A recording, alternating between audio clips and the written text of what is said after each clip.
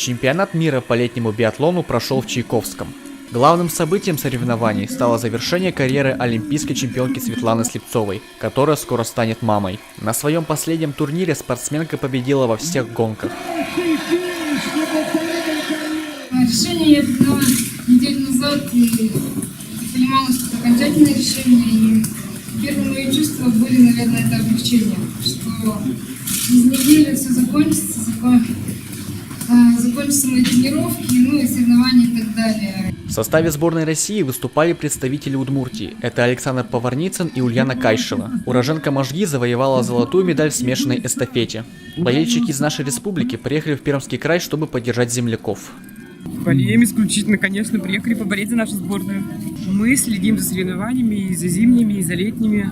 Я думаю, Поварницын и Кайшева достойно представляют наше местное сообщество. То, что не получилось, у нас все получится. Время до зимы есть, и мы надеемся увидеть наших ребят на пьедестале европейских и мировых уже зимних соревнований.